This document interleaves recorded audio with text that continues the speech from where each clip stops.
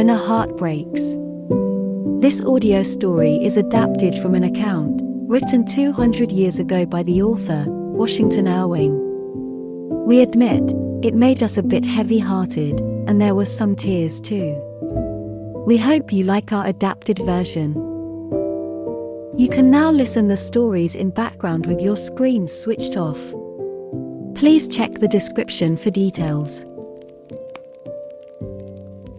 I think the year must have been around 1820. I was exploring through one of the remote counties of England, riding through secluded roads. After hours of riding, I came across one of those beautiful little villages. Delightfully rural and retired. There appeared to be an air of simplicity and innocence in the village folk, not usually found in bigger cities. I decided to pass the night there and found lodgings at the village inn. Having taken an early dinner, I strolled out to enjoy the neighboring scenery. I must have been walking for half an hour or so when I reached the village church. It was an object of some curiosity. Its old tower was completely overrun with ivy. In fact, the lush green ivy so covered the building that you could only occasionally see the underlying grey wall, maybe at a jutting buttress or at a fantastically carved ornament. It was a lovely evening. The morning had been wet and dull, but in the afternoon, things had cleared up. Although the grey clouds still hung overhead, there was now a clearing up of golden-red sky in the west. The setting sun gleamed through the clouds, throwing its rays onto the dripping leaves, lighting up all nature into an evening smile. I was sitting on a half-sunken tombstone, lost in past memories. I was thinking of those who were distant and those who were dead. The scenery was such that it made me indulge in nostalgia. A nostalgia which is much sweeter than even pleasure. Every now and then, the stroke of a bell from the neighboring tower fell on my ear. Its tones were in unison with the scene. Instead of jarring, they chimed in with my feelings. It was then that it struck me. The bell strokes must be the tolling of the death knell, signifying that someone had died in the village. I realized that a funeral must be on its way. Indeed, a funeral procession soon came moving across the village green. It wound slowly along a lane, disappearing and reappearing through the breaks in the hedges. It finally passed the place where I was sitting. A pall cloth had been spread over the coffin, held in place by children dressed in white. Another girl, about the age of 17, walked before bearing a chaplet of white flowers. It was a token that the deceased was a young, unmarried girl. The coffin was followed by her parents, a respectful-looking old couple. The father seemed to repress his feelings. However, his deeply furrowed face clearly showed of the struggle passing within him. His wife hung on his arm. Unlike her husband, she was unable to control her emotions. She was weeping with convulsive bursts of a mother's sorrow. I followed the funeral into the church. The coffin was placed in the center. The chaplet of white flowers, along with a pair of white gloves, was hung over a church seat. That seat must have been frequently taken by the deceased girl when she was alive. Everyone knows the soul-subduing sorrow of a funeral service. For who is so fortunate to never have followed a loved one to the tomb? But when the deceased is so young, so full of innocence and beauty, taken away at the zenith of her bloom, what can be more affecting? Earth to earth, ashes to ashes, dust to dust. Many a tear flowed at that simple, but most solemn deliverance of her body to the grave. The father struggled with his feelings.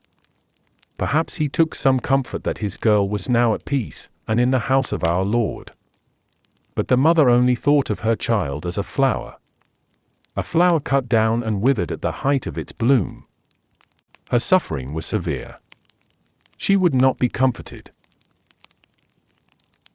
I returned to the inn with a heavy heart. It is hard not to be moved by the scene and its sorrow. The next morning, I learnt the girl's story. It was a simple one, and such as has often been told. She had been the beauty and pride of the village. Her father had once been an opulent farmer, and she was the couple's only child. She was brought up entirely at home, in the simplicity of rural life. She had been the pupil of the village pastor, and according to the villagers, his favorite. The love and care from her parents had fostered in her a natural grace and delicacy of character. She appeared like a tender plant of the garden, blooming accidentally in the midst of the hardier natives. The superiority of her charms was felt and acknowledged by her companions. But this was without any jealousy. For her beauty was far overshadowed by her kindness in character, and by her gentle manner. The village was one of those secluded spots which still retained some of old English customs. It had its rural festivals and holiday pastimes. It still kept up observance of the once popular festival of May. This had also been promoted by its pastor, a lover of old customs. He thought that his mission was fulfilled by promoting joy and goodwill among mankind. Under his auspices, a pole stood up every year in the center of the village green. On May Day, it was decorated with garlands and ribbons. A queen of the May festival was appointed as in olden times. She presided at the sports and distributed prizes. The scenic situation of the village, and the fancifulness of its rustic festivities, would often attract notice of casual visitors. Among these was a young officer. His regiment had been recently stationed in the neighborhood. He was charmed with the native taste of the village pageant. But above all, he was charmed with the loveliness of the Queen of May. It was indeed the village favorite girl who had been crowned queen that year. She was blushing and smiling in all the beauty of girlish diffidence and delight. The confident young officer was soon able to make her acquaintance. He gradually won his way into her companionship. There was nothing in his advances to startle or alarm. He never even talked of love. But there are modes of making it more eloquent than language. Modes that can convey to the heart more delicately and irresistibly.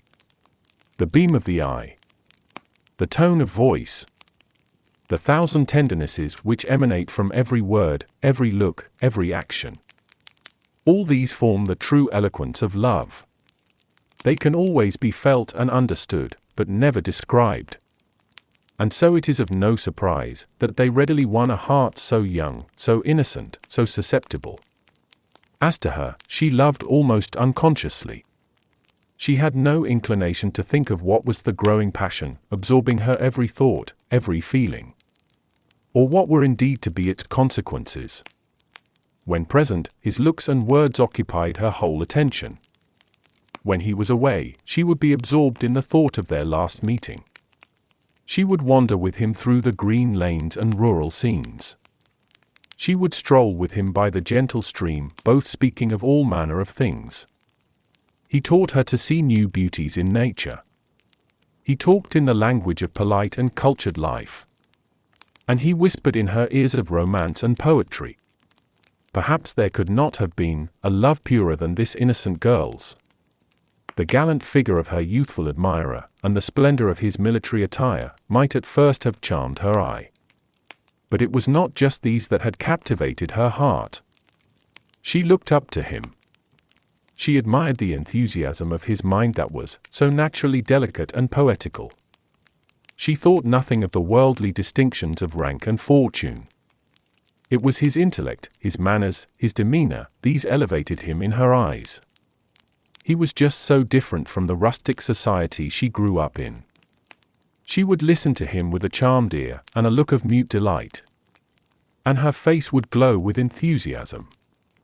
But if she ever gave him a shy glance of admiration, the glance was quickly withdrawn, and she would sigh and blush with tender innocence.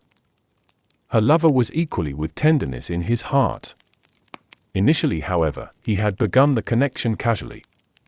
He had heard his fellow officers to boast of their village conquests. He thought some triumph of this kind necessary to his reputation as a man. But his young heart had still not been rendered cold and selfish by that wandering life. It too caught fire from the very flame it sought to ignite. And before he knew it, he too was truly in love. But there were the old obstacles which often occur in these situations. His rank in life, the titled connections, his dependence upon a proud and unyielding father. All these stopped him from thinking of marriage. But when he looked at her, so tender, so innocent, so pure, so modest, every illicit feeling in his body went away. He tried to resist by thinking of 1,000 heartless examples of other men. He tried to extinguish the blazing fire in his heart. He thought of the lewd and humorous manner in which other men spoke of women. But it was all in vain. She was surrounded by a mysterious charm of virgin purity. A state of purity in which it is hard for any illicit thought of sin to arise. It was then that his regiment received orders to move to the continent. It was all very sudden, and he didn't know what to do. His heart was aching painfully on the thought of leaving her. But on the other hand, he hesitated to ask her hand in marriage. He could not give her the news of his departure until the day for marching was imminent. Finally, he shared his news on the course of an evening walk. The thought of parting from him had never occurred to her before. It broke her dream of happiness as suddenly as a lightning strike. Teardrops flowed without effort, and she could not stop herself from weeping like a child. The scene was unbearable for him, and with a heavy heart, he drew her closer, embracing her within his chest. He kissed the tears from her soft cheek. He met with no repulsion or hesitation. For there are moments of sorrow and tenderness, when human embraces are just natural and pure, without any hint of malice. But he was naturally rash and hasty. The sight and feel of this beauty, apparently yielding in his arms, the confidence of his power over her, the dread of losing her forever, all these conspired to overwhelm his better feelings. Lust overshadowed love momentarily. He found himself impatiently proposing that she should leave her home for him, that she should accompany him in the pleasures and pursuits of life. He was indeed asking her to be his mistress. He was quite a novice. On realizing what he had said, he blushed at his impatience and foolishness. Lust was soon replaced by a feeling of guilt. Guilt for attempting to malign the innocence and purity that he had come to be so deeply in love with. At first, she was at a loss to understand his meaning. Why should she leave her village and parents? But at last, the nature of his proposal became clear to her pure mind. He was asking her to be his keep. She felt humiliation. She felt that her honest feelings were betrayed. This time, she did not weep. She did not express her disgust. She did not say a word. But instead, she withdrew back from him as one does from a viper. She gave him a look of anguish that pierced to his very soul, and with a painfully broken heart, she fled as if for refuge to her father's cottage. The officer was left humiliated and repentant. It is uncertain what could have resulted from his internal conflict and guilt. For his thoughts were soon diverted by the hustle and bustle of his regiment's departure. New scenes, new pleasures, new companions. All these soon diminished his self-loathing and declined the tenderness of his heart. Still, despite the travels of the regiment, despite all the military merriment, and even despite the chaos of battles, his thoughts would go back. They would go back to the simplicity and quiet of the rural village life. His thoughts would go back to the white cottage, to the footpath along that gentle stream, and to that innocent beauty he had left behind. He often remembered of the walks with her, of her leaning on his arm, of her listening to him, and of her pure eyes that glowed with devotion and with pure love. The shock that the poor girl received in the destruction of her ideal world had indeed been cruel. Fainting and hysterics had at first shaken her tender frame. They were then succeeded by a more settled but persistently melancholic state. She had witnessed from her window the marching of the departing troops. She had seen her faithless lover leave, as if in triumph, amidst the sound of the drum and trumpet, and amongst the pompousness of the arms.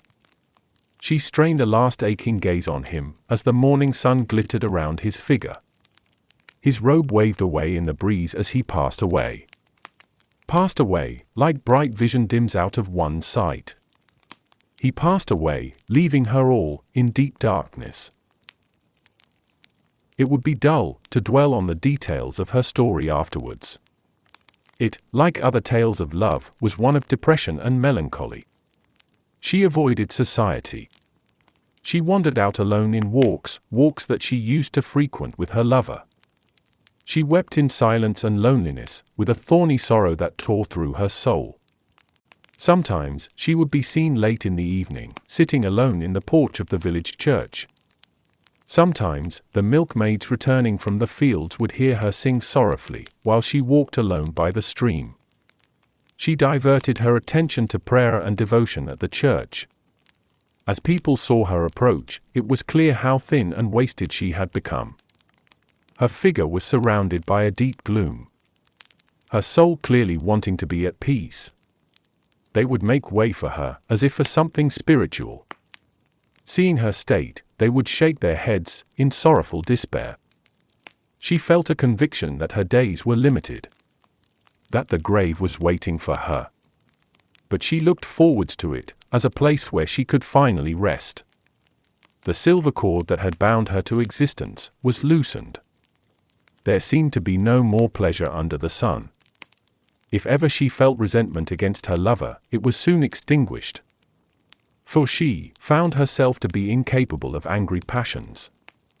In a moment of saddened tenderness, she penned him a farewell letter. It was written in the simplest of language, but touching from its very simplicity. She told him that she was dying. She did not conceal from him that his conduct was the cause. She depicted the suffering she had experienced. But in the end, she concluded with saying that she could not die in peace until she had sent him her forgiveness. And indeed, her good wishes. As time passed, her strength declined, and she could no longer leave the cottage. She could only totter to the window. There, propped up in her chair, it was her enjoyment to sit all day and look at the landscape. She uttered no complaint, nor did she impart to anyone the suffering that was preying on her heart. She never even mentioned her lover's name. She would just lay her head on her mother's bosom, and weep in silence. Her poor parents could do or say little to console her. They became increasingly anxious, as their little flower faded in front of their eyes. Still, they did not lose hope that it might revive again to freshness. They hoped that the blush which sometimes flushed her cheek might be the promise of returning health. It was a Sunday afternoon. She was seated between her parents, with her hands clasped in theirs. When the window was thrown open, the soft air brought with it fragrance of the honeysuckle flowers. Flowers which her own hands had trained round that window. Her father had just been reading a chapter in the Bible. It spoke of the false pride in worldly things, and of the joys of heaven. It seemed to have diffused comfort and serenity through her. Her eye was fixed on the distant village church. The bell had tolled for the evening service. The last villager was lagging into the church porch. Everything had sunk into a hallowed stillness. Her parents were gazing on her with yearning hearts. She looked like an angel fallen with sickness and sorrow. A teardrop trembled in her soft blue eye. Was she thinking of her faithless lover? Or were her thoughts wandering to that distant graveyard, to which she might soon come to rest? Suddenly, the clang of horse hoofs was heard. A horseman galloped to the cottage, and dismounted before the window. The poor girl gave a faint exclamation, and then sunk back in her chair. It was, indeed, her repentant lover. He rushed into the house and flew to clasp her to his bosom. But her wasted form and her death-like face, so ill and yet so lovely, even in desolation, struck him to the soul. He threw himself in agony at her feet. She was too faint to rise. She only attempted to extend her trembling hand.